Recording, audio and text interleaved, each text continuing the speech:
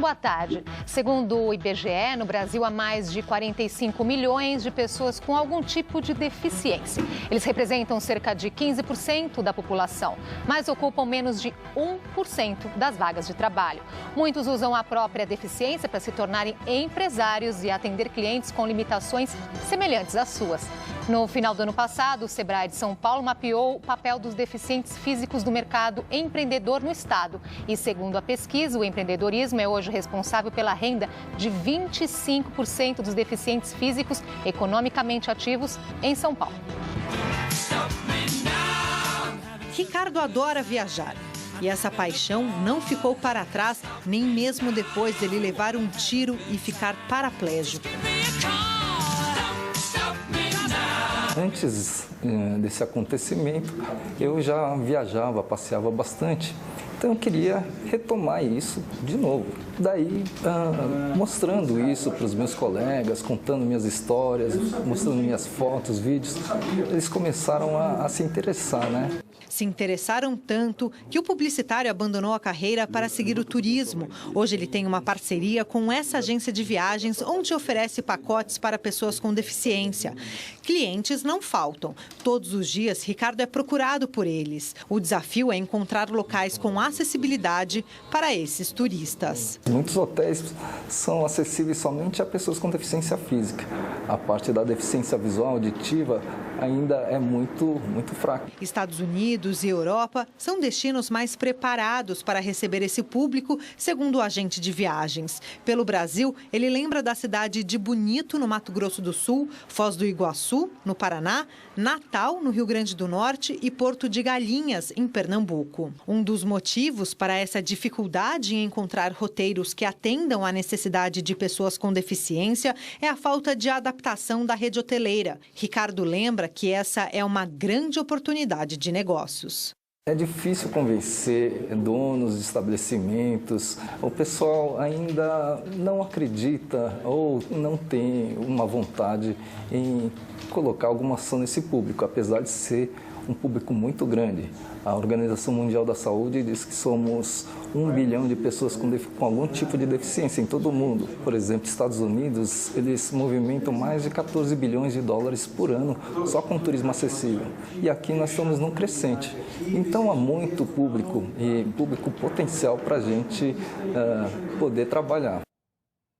E para falar sobre o empreendedorismo da pessoa com deficiência, convidamos Ana Paula Peguim, coordenadora do programa Sebrae Mais Acessível do Sebrae São Paulo, e Ricardo Shimozakai, nosso personagem aí na matéria, empresário e consultor na área de turismo adaptado. Participe e mande as suas perguntas através do nosso portal de conteúdo via Twitter e também pela nossa página no Facebook. Os endereços estão aí na sua tela. Boa tarde, muito obrigada por terem aceitado o nosso convite. Boa tarde, Andressa. Vamos começar aqui a nossa conversa, Ricardo, contando um pouquinho então da sua história, né? Foi um tiro e um assalto que o deixou paraplégico? Isso, foi um tiro num sequestro relâmpago, né? Em 2001. Estava retornando para minha casa do aeroporto, na verdade. Eu tinha voltado de uma grande viagem que eu fiz para o Japão. Eu fiquei um ano trabalhando lá e eu fui visitar alguns colegas que trabalhavam no aeroporto. Nessa, eu fui pego por um pessoal que a gente estava indo para o caixa eletrônico e acabou me dando um tiro. E, Ana Paula, são muitas pessoas assim na situação do Ricardo que não nascem, né, exatamente com a deficiência, mas que sofrem algum acidente ao longo da vida e têm depois de se adaptar a ela. Sim, temos muitas pessoas que não nascem com a deficiência, mas depois adquirem a deficiência, né, Ricardo? E muitas vezes o que essas pessoas precisam, às vezes, é um motivo, é uma motivação para elas continuarem a vida delas, né? Porque muitas, quando nasce, há uma diferença quando nasce e quando você adquire. Quando nasce, você aprende a conviver com a deficiência. E quando você adquire, muitas vezes você tem a revolta, né? Você não quer recomeçar, então passa por essa fase. Nós temos muitas pessoas, mas muitas também motivadas a seguir a vida. E o que te motivou a recomeçar, Ricardo? Bom, eu acho que a principal causa, a coisa mais importante é que eu não passei por depressão. Certo? Mesmo após ter levado o tiro, já no hospital eu queria seguir minha vida, queria ser feliz. Então, às vezes, para quem adquire a deficiência, o psicológico é uma causa muito importante. Aliás, eu acho que a deficiência, o andar de cadeira de rodas, você não escutar, não ver, não é o grande problema. O problema é você, a sua cabeça, você não aceitar isso e lutar por sua felicidade. Bom, são muitas as pessoas, né, que, como o Ricardo, se tornaram empreendedores. O Sebrae fez uma pesquisa sobre isso. Vamos dar uma olhada aqui no resultado. Menos de 50% das pessoas com deficiência estão no mercado de trabalho. E das pessoas que estão no mercado de trabalho, 25% são empreendedoras. É um número grande, Ana Paula. É um número grande. É bom saber que as pessoas estão procurando ter as suas próprias empresas, né? E muitas pessoas com deficiência, elas começam a ter a sua empresa ainda na informalidade. Mas hoje elas estão se preparando melhor, porque elas começam a informalidade, ficam um pouco tímidas de entrar no mercado, depois elas começam a ter mais segurança, mais motivação, começam a entender um pouquinho do mercado de trabalho e elas começam então a formalizar a sua empresa. E no seu caso, Ricardo, como é que foi que deu esse start? Você sempre gostou muito de viajar, né? Como que você passou, então, a usar isso a seu favor e pensar nisso como um campo de trabalho? Eu coloquei isso mais por alguns avisos, parece que me foram dados, né? Mas que como eu viajava e colocava isso para os meus colegas, eles queriam ter essa experiência também. Eles achavam muito interessante de eu pegar e conseguir viajar, passear. Então, eles queriam ter a mesma experiência. Então, eu decidi fazer o que eu fazia para mim, só para mim, as minhas procuras pelas viagens, mas fazer isso para todos. E até porque eu via que não tinha nenhuma empresa que fizesse isso com qualidade e dedicação. E hoje tem outras?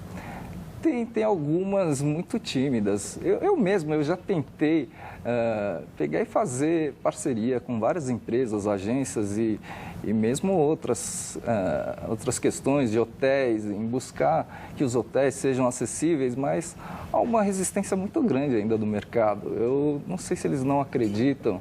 Então, às vezes o hotel fala, mas eu não recebo pessoas com deficiência aqui, para que eu vou me adaptar? É que às vezes o pessoal não está transitando por aqui, mas quem vai para um hotel que não é acessível? Muita gente está indo lá para fora, porque lá está mais estruturado. Então é preciso você investir para depois ter esse resultado. E acontece, Ana Paula, de agências, né, recusarem o turista deficiente por não terem estrutura, não saberem como oferecer esse serviço? Infelizmente acontece, né? Nós temos ainda pouca informação sobre a deficiência, né? As pessoas acreditam que a pessoa com deficiência ainda fica em casa, o que não é verdade. Hoje a pessoa com deficiência, ela trabalha, ela viaja, ela tem seu próprio negócio, ela procura o lazer. Então, a falta de informação faz com que as pessoas com deficiência não encontram lugares mais acessíveis, né? Oportunidades também de mercado de trabalho. Então, isso atrapalha muito. E um empresário falar na rede hoteleira que não tem essa demanda é porque ele não está vislumbrando o mercado, né? O potencial desse mercado. Só para a gente ter ideia, que dá um exemplo do que a Ana Paula disse, Ricardo, que ela falou deficiente, ele sai de casa assim. Como que é o movimento lá na agência onde você... A gente tem procuras diárias e de várias pessoas, né? Acho que é uma causa de ser praticamente um dos únicos que trabalham com isso. Então, muita gente que às vezes chega a entrar em contato comigo, não me conhece de lugar nenhum, mas ele estava querendo viajar. Falou, eu quero viajar, mas eu quero ter uma experiência boa. Ele vai na internet e procura, coloca algumas palavras-chave, como turismo para deficientes ou coisas do gênero, e acaba me achando, porque eu também tenho um trabalho de divulgação, tenho um blog em que a gente coloca muita coisa na internet. Então, eles acabam me achando, né?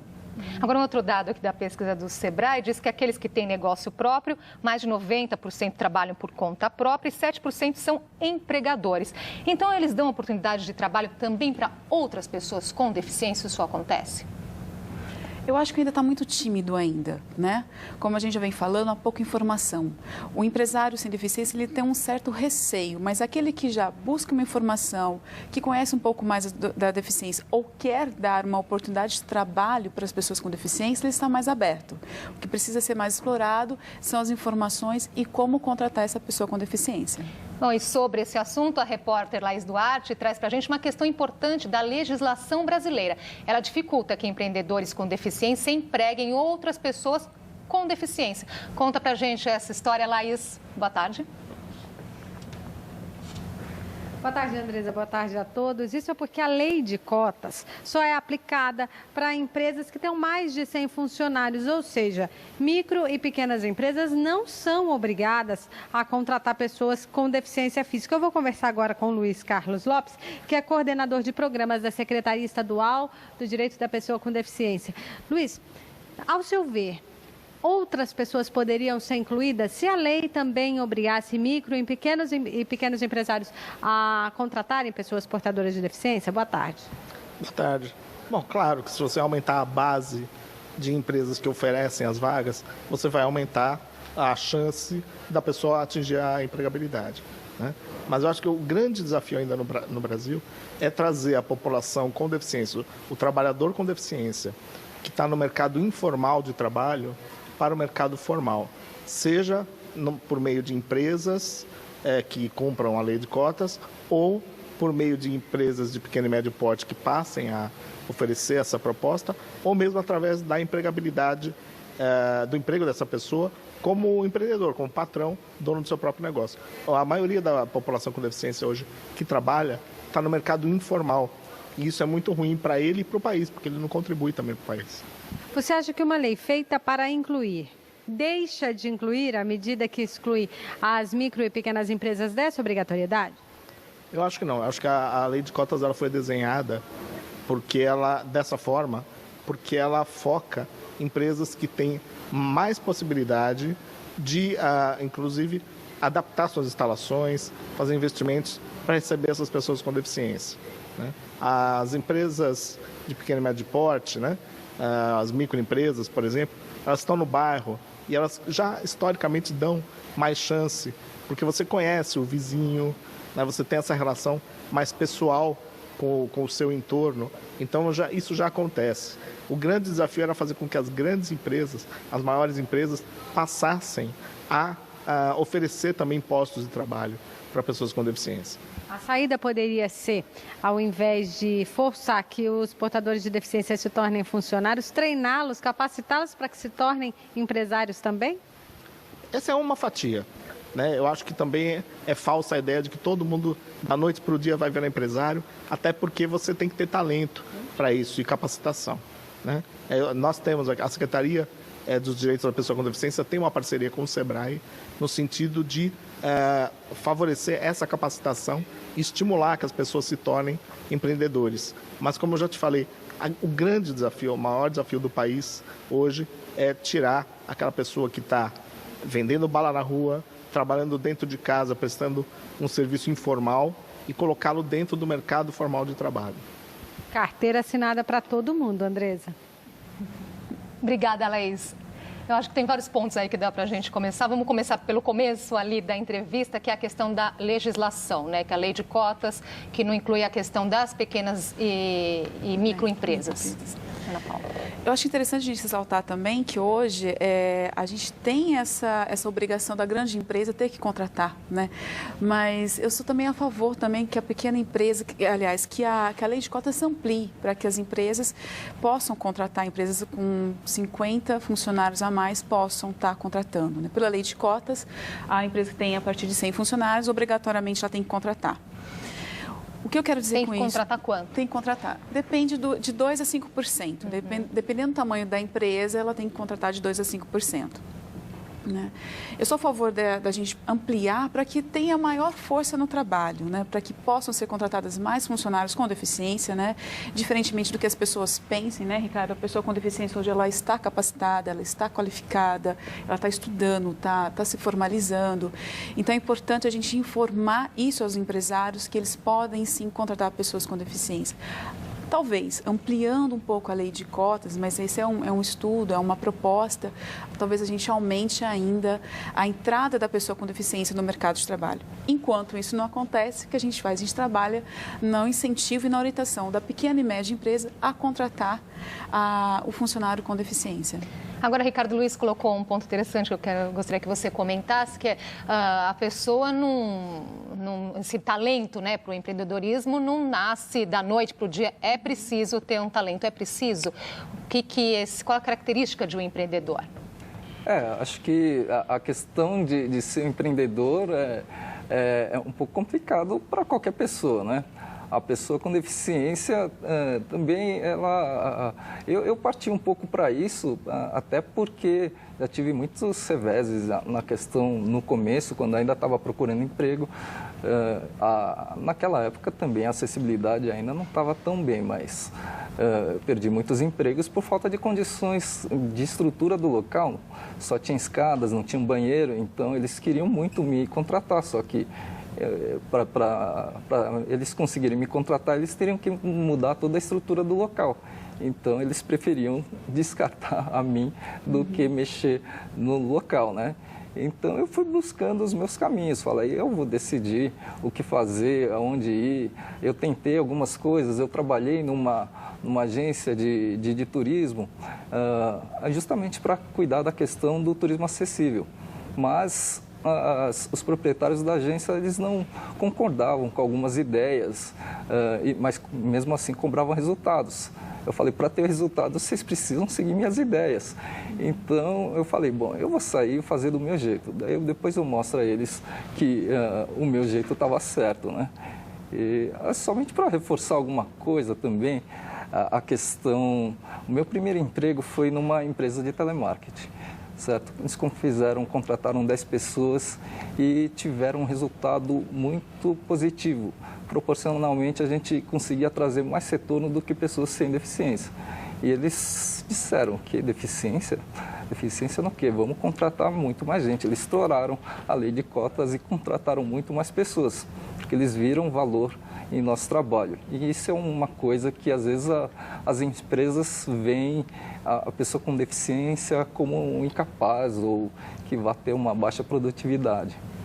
Vamos deixar um pouquinho de fôlego, então, para o segundo bloco. O JC Debate volta já.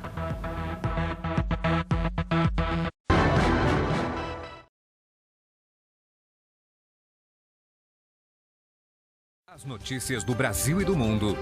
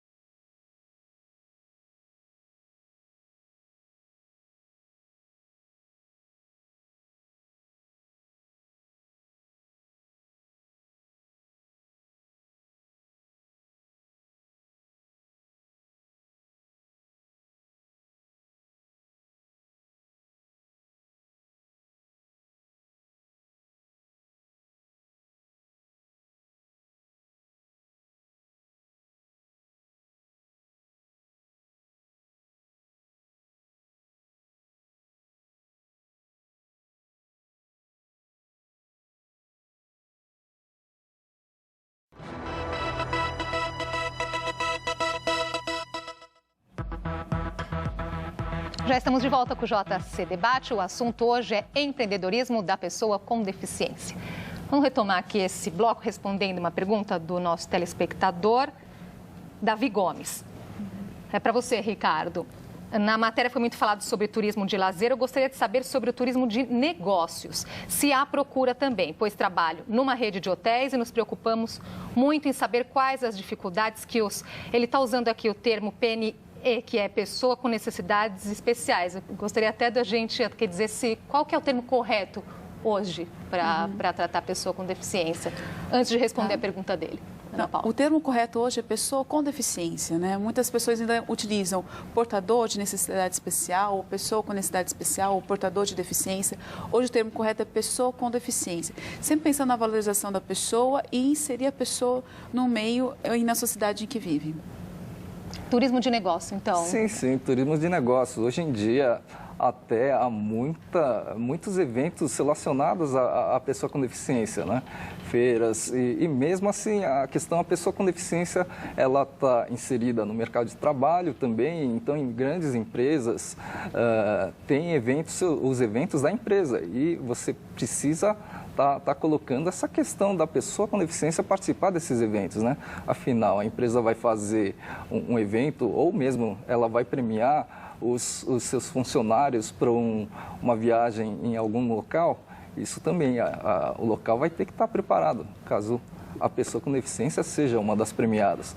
Na verdade, a gente tem que ver em tudo isso, a questão de ter um movimento maior na questão da hotelaria, é a gente pegar e fazer a questão da adequação correta. Não é só, na verdade, ter uma adequação correta. Às vezes eu vejo uma falha na hotelaria de não saber comunicar isso às agências e ao público final, ao próprio turista. Então, colocar no site deles que o hotel é acessível, somente uma frase de que ele é acessível ainda causa muita desconfiança da nossa parte, porque a gente já vai em muitos hotéis que se julgam acessíveis e não tem acessibilidade. É preciso detalhar melhor o que ele está querendo dizer com ou isso. Através de alguma empresa que te dê essa confiança, né? É o trabalho que a gente está tentando fazer como agência, em ter todas essas informações e quando a pessoa procurar a nós para ter esse serviço, a gente saber por onde dar essa segurança. Não tem mais alguns números aqui da pesquisa do Sebrae para comentar? Bom, então a deficiência, né, e o perfil aqui dos empreendedores, 55% a 72% são homens, 42% a 68% têm 50 anos ou mais. E 30% a 33% atuam no setor industrial. Ana Paula, o que mais chama a atenção aí desse recorte? O setor industrial, né? Eu acho que tem, como o Ricardo falou, ainda tem muita oportunidade, né? Você percebe que muitas pessoas estão no setor industrial, mas a gente tem outros setores a serem explorados na deficiência, né? O setor de serviços, que é a hotelaria, né? O setor de comunicação, confecção, né? Tudo bem que confecção entra no setor industrial, mas a gente tem uma gama de oportunidades, né? Confecções, alimentação. Então, tem um mercado muito grande a ser explorado pela pessoa com deficiência, né? Seja ele empreendedor, com ou sem deficiência. Então, acredito que tem muita coisa para a gente explorar, assim como o Ricardo vislumbrou uma oportunidade na hotelaria, né? Tem mais coisas para a gente utilizar aqui nessa pesquisa, para a gente ampliar as empresas. Tem mais, vamos para a próxima? 51% a 61% tem, no máximo, ensino fundamental incompleto. E de 60% a 72%, rendimento de até R$1.020, quer dizer, menos de 2 salários mínimos. Tá. Essa questão do ensino chama atenção. Chama atenção. Esses são os dados do IBGE, essa fonte nossa do Sebrae, a gente tirou dos microdados do IBGE, uma fonte de 2000. Então, acredito que hoje, com certeza, isso já tenha mudado esse quadro, né, Ricardo? Em 2000 a gente tinha, no máximo, ensino fundamental incompleto, mas hoje nós encontramos pessoas com deficiência, com graduação e pós-graduação. Então, esse número provavelmente vai estar mudando nas próximas pesquisas. Olha, Mariana Barbalho, ela disse o seguinte: como seria realmente possível convencer as pessoas do potencial em investir no mercado consumidor deficiente? Ricardo, existe uma resistência dos empresários? Existe, mesmo a gente dando indicativos de que esse é um público grande, numericamente grande, mas também eles têm conquistado, têm um poder aquisitivo o pessoal ainda tem essa resistência, né? Uma vez, perguntando numa concessionária de automóveis, eu perguntei a eles quantos carros para pessoa com deficiência eles vendiam por mês. Ele disse que no mínimo 30 carros por mês. Um carro vendido por dia é sinal de que essa pessoa tem dinheiro, o carro não é barato. Então essa pessoa pode fazer muita coisa. E a movimentação, no turismo em específico, na verdade, a gente não lida somente com o Brasil. A gente tem pessoas lá de fora para chamar eles para virem conhecer o Brasil. Então, é um público muito grande. A Europa, a Comissão Europeia, eles encomendaram uma pesquisa, disseram que quase 800 milhões de viagens foram feitas em um ano por pessoas com deficiência. Então, o pessoal viaja e muito. Então, se o nosso mercado interno aqui ainda está em desenvolvimento, apesar que já há muita procura, então vamos trazer o pessoal lá de fora. Agora, entre os locais que têm, né, essa adaptação, que oferecem, tem a acessibilidade, para atender qual pessoa, que tem qual tipo de deficiência? Esse preparo está mais voltado para qual pessoa? Sim, está mais preparado a pessoa com deficiência física, né? É o que eles vislumbram mais, às vezes, até, quem sabe, uma instigação do próprio símbolo internacional de acessibilidade, mas uma falta de desconhecimento também da acessibilidade que é colocada para a pessoa com deficiência visual, auditiva. Então, se encontrar essas adaptações é muito difícil. E por falar nisso, deficiência visual, que é encontrada a maior parte das pessoas, né? Como nós temos aqui, para mostrar aqui na pesquisa do Sebrae ainda, né? 3,3% deficiência visual, 2,4% deficiência física, 1,3% mental, intelectual, 1,2% deficiência auditiva. Então, existe ainda espaço, né? Como o Ricardo estava falando, ainda tem esse olhar voltado mais para a deficiência física, mas tem esse número grande de deficientes visuais, Ana Paula. Não, com certeza. Uma coisa que o Ricardo bem falou é a resistência do empresário em enxergar esses números. Da onde vem a resistência? Da falta de informação, né? Quando você torna a sua empresa acessível, você tem que mostrar isso para o seu público, né? E muitas vezes a resistência do empresário é assim, poxa, mas é 1 ou 2... Não é 1 ou 2. Na verdade, é uma sociedade. Quando você adapta a sua empresa para a pessoa com deficiência visual, física ou auditiva, você está atraindo aquele cliente e, consequentemente, as famílias dessas pessoas, né? Vizinhos, a sociedade. Você está ampliando a sua gama de clientes. É daí que surge o problema na empresa, né? Essa falta de visão de que ele vai estar atraindo novos clientes, que faz com que ele não adapte a empresa dele. Ricardo, seu recado final? O que eu tenho a colocar, né, principalmente as empresas, eu venho, uma questão que você colocou até no começo, a questão de recusas de agências em aceitar a pessoa com deficiência. A gente viu isso também, eu já passei por isso. Então, o que eu queria solucionar essa questão também. Eu coloquei, falar, não vou ser só eu a oferecer isso. Então, a gente vai ofertar também a questões para outras agências poderem, já se elas não têm condições, então elas vão começar a poder oferecer os nossos serviços, os nossos produtos e vão ter uma participação no lucro. Então, nunca mais uma empresa, uma agência vai ter razões para recusar um cliente. E vai estar ganhando, eu vou estar ganhando, eles vão estar ganhando, o público vai estar ganhando.